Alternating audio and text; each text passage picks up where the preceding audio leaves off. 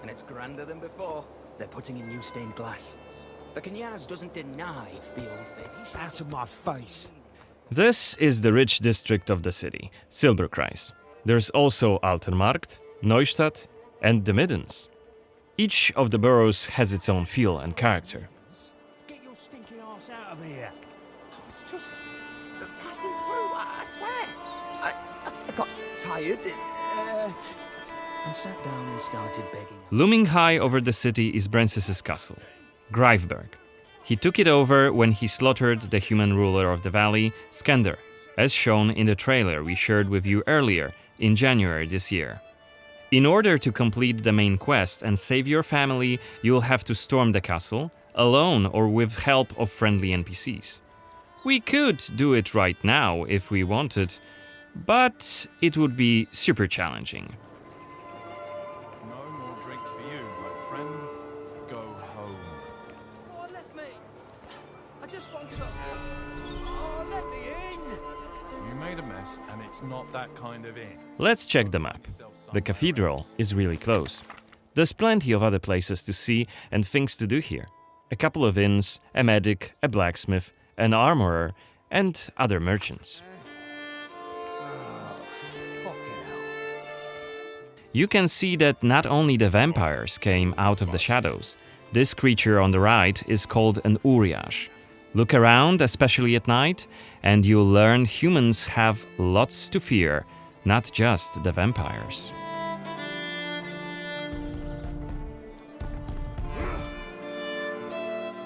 And here we can see guards pounding on some poor guy's doors.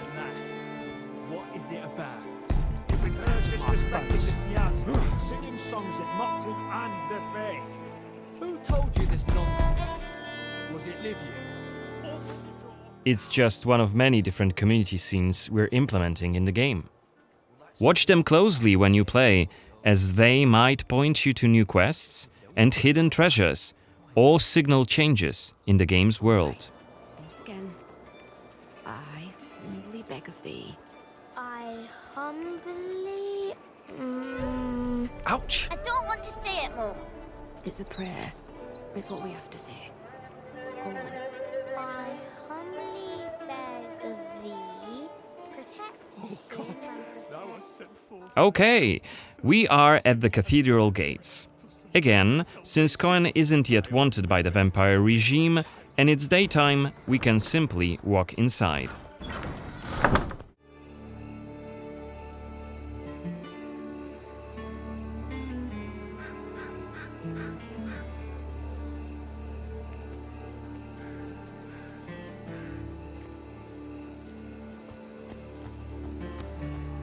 Shadow Step is not the only vampiric ability you're gonna learn during your playthrough. Coen can also use plane shift to scale walls and even ceilings smoothly. This will allow us to explore every nook and cranny of the cathedral.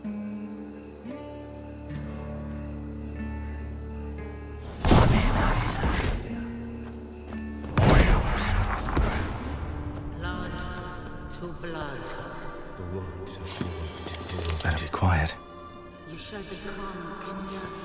that voyeurist Xanthi? What the hell is she doing here? What is she doing? Is that a ritual for the blood gods? They're covering up the old paintings. Why? One of the workers must have left it. Seems that the cathedral complex is quite big. The main building, cloisters, inner courtyard. The entrance to the crypt could be anywhere. Won't get anything done just standing around. Still. This was a scene investigation, a mechanic we used to zoom in on and showcase key clues. This time we had a chance to learn more about the vampire's plans. Looks like they're keen to cover up the old frescoes, so that's something we could take a look at. This way we could learn more about the cathedral's past.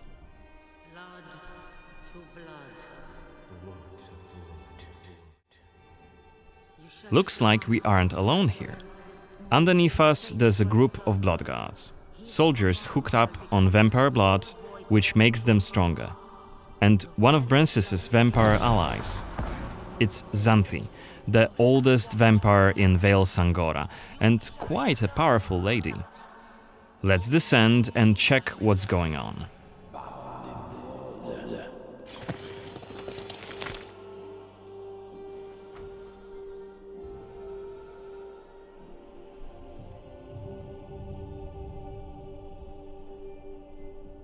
Don't think I don't see you skulking in the shadows. Come out!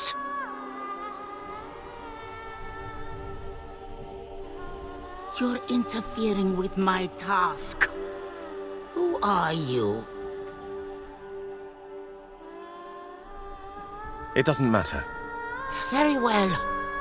I don't have time for interruptions. Let us dispose of him. Quickly!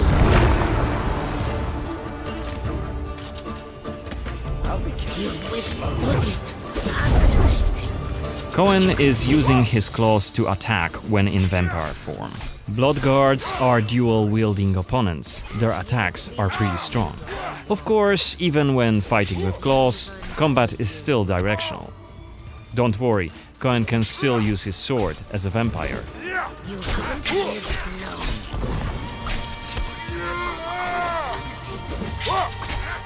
Only after defeating all three of the blood guards, Xanthi deems Coen worthy of a challenge, and she descends to face him. She uses her blood control powers to cast a multitude of attacks, like her blood whips that hit Coen from left and right. Xanthi is protected by a powerful vampire ability. Once her stamina runs out, Coen will have an opportunity to strike and deal some damage. But be careful, cause Xanthi is quick to counterattack and she will also try to restore her blood. Meanwhile, look at the indicator just below her health and stamina. It's a timer for the boiling blood skill that you've seen in the CGI trailer. So, if we don't hurry, the timer goes down to 0 and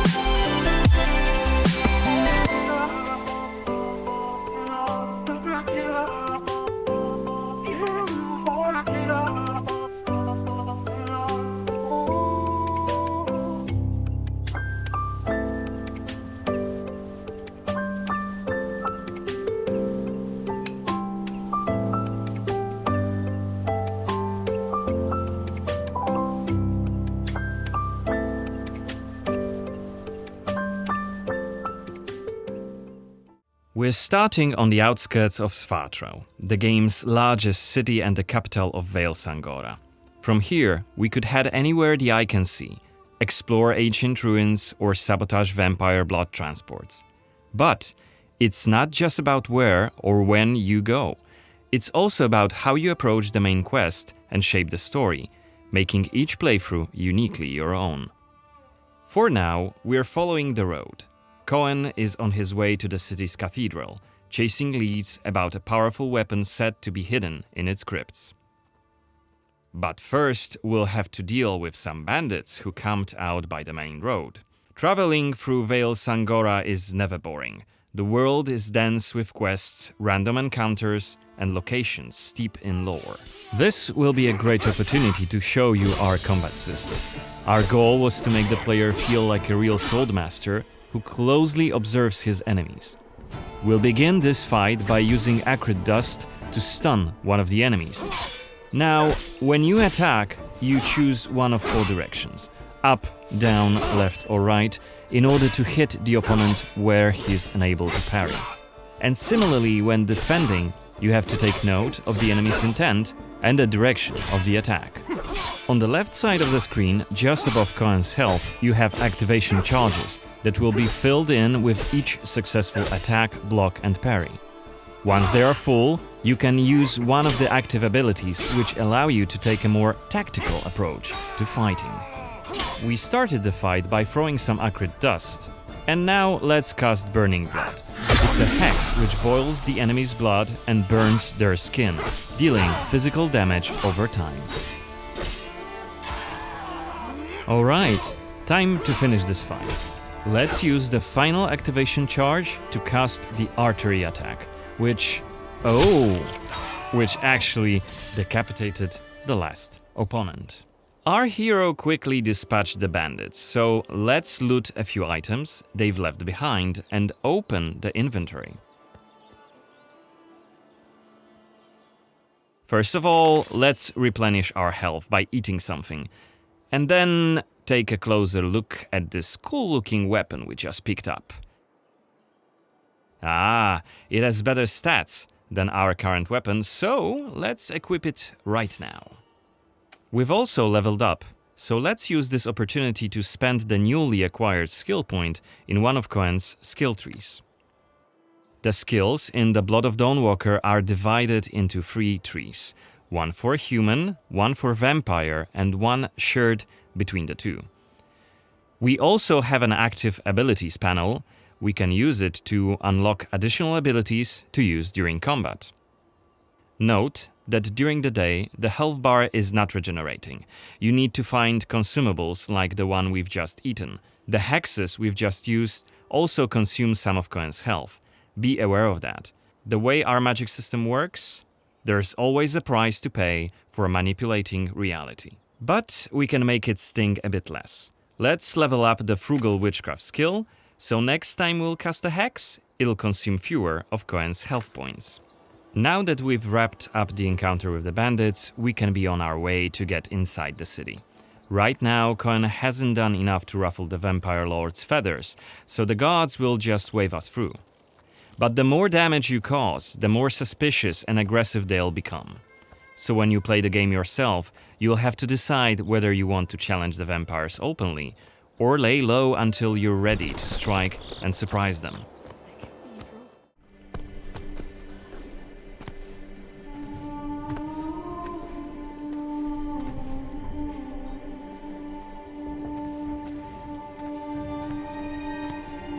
The baptism of a newborn is a solemn moment, doubly so.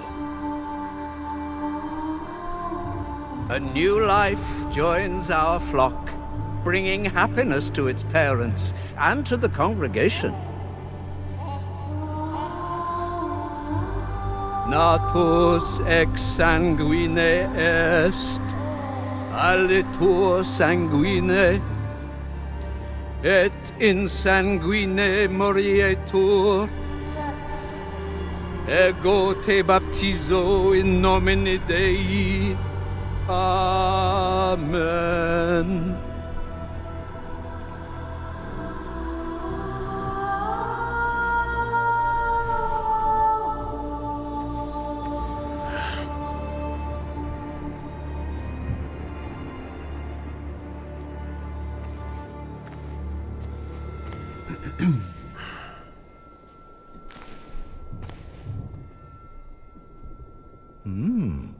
Don't I know you from somewhere, young man? Laslia, maybe? I'm sorry, but you must be mistaken. Am I?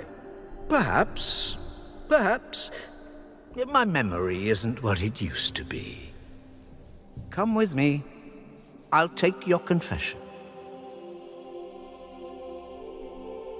Thank you, but I have no need for confession. Ah. So you deem your conscience clear? I wouldn't go that far. But I'm sure you're a busy man, Father. So while I appreciate the offer, I feel that my soul shouldn't be your priority. I won't press the matter. You are quite correct. I have many other duties to attend to. But please remember that in order to be saved, we all need to repent. Myself included. I hope we can speak again soon. Good day to you, Coen.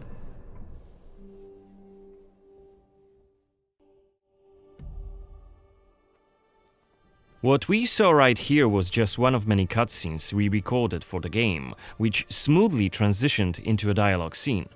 We use cutscenes to highlight key scenes or showcase interesting bits of lore. Like this blood baptism. Creepy, isn't it? The core feature of the Blood of Dawnwalker is the dual gameplay loop. Remember, Coen may be a human during the day, but he turns into a vampire at night, and has a different set of skills at his disposal. And this is just one variable that affects our quests.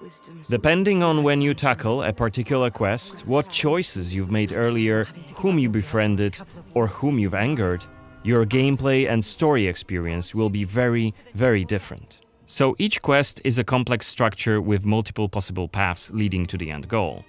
We maximize players' freedom and agency, offering you a narrative sandbox to play in. I wonder what secrets may be concealed up there, just beyond Coen's reach.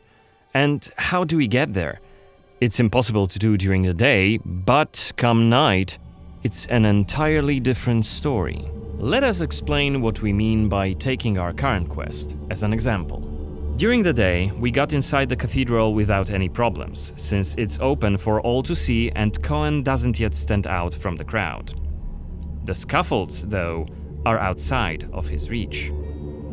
But climbing them won't be a problem for the vampire, who has many more exploration abilities at his disposal.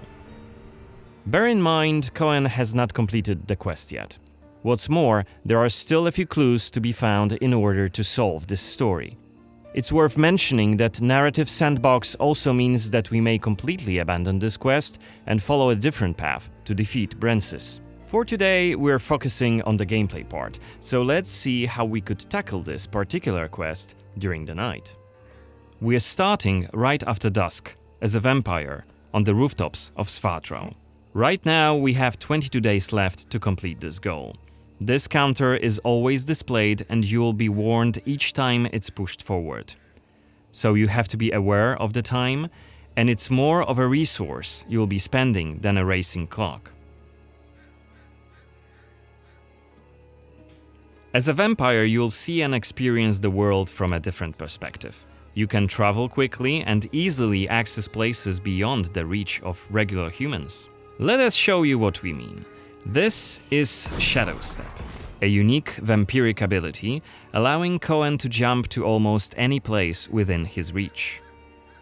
Now let's take a good look around using the focus mode. This ability highlights objects of interest and loot. And there is something right here. This time it's just some items to grab, but on other occasions, who knows, you might come across a hidden quest. Looks like our health is quite low. This is because, as a vampire, your health bar also represents your hunger level, and you start each night thirsting for blood. Remember, you have to quench this appetite in order to make full use of your vampire abilities, and rein in your monstrous nature around NPCs. Otherwise, you may end up draining someone important, which may lead to unpredictable consequences. We'd better feed then. Maybe on someone who is standing all alone. Like this drunkard. Let's grab him and use Voracious Bite ability. Unless you lose control due to hunger, you get to decide how much blood to drink. You can drain just a bit and knock your victim unconscious, or go all the way and kill them. And if you're adamant you don't want to hurt innocent humans, you can drink from animals and some other creatures.